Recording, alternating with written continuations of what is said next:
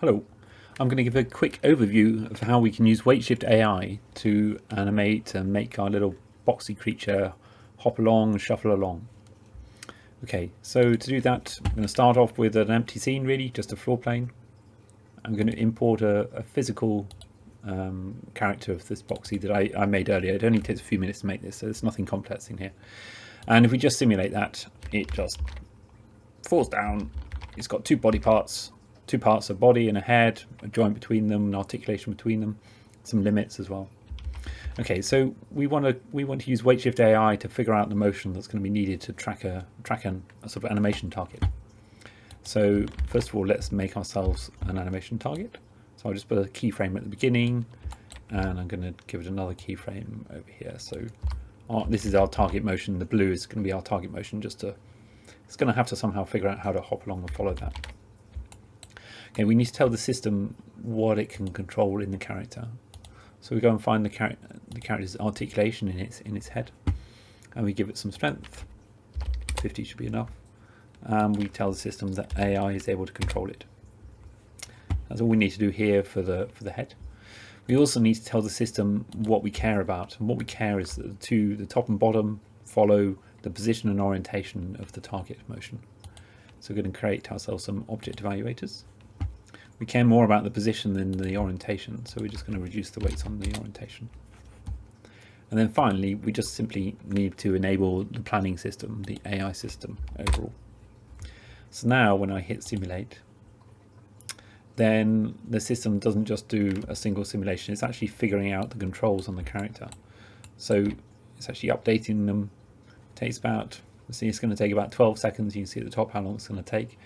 And so now it's completed, and now it's generated the motion. So it's figured out how to make this boxy shuffle along to follow the blue target motion. So that's pretty cool. But we can go further than that. So we might actually have some opinions about what we want Boxy to be doing as he's shuffling. We might actually want to change Boxy's physical shape. So let's do that. So let's just go back, and we're going to just change Boxy's head size. So make it a bit thinner and taller, like this. That'll do.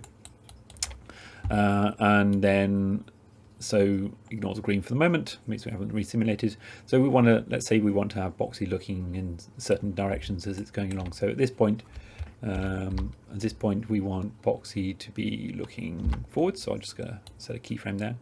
And at the end, we want him to look forwards. And in the middle, let's say we want him to look to the side, right over to the side. So now, when we resimulate, actually I'm going to put the marker just ahead, and we can see that the system's going to update the motion of Boxy as we're watching. We can scrub back, and if we like what we see, we can keep it. If we don't, we could go back and change the settings. And it's finished now. There we are. So let's have a look at the result. So there it is. So it's figured out the motion. It's kind of effectively a new character. I'm just going to hide the blue for the moment. Yeah, so we've changed the physics of the character. We've given it some targets that we want it to achieve on the way it's looking to the side as it goes. So this basic method is what we've used for all the WeightShift AI scenes. So this extends onto much more complicated creatures. They take longer to simulate and process, but hopefully that's fine. We can use distributed processing to speed that up. And this is the basis behind the demos we have of the dolphin and the dog, with the dog running across the bridge. So I hope you found that interesting.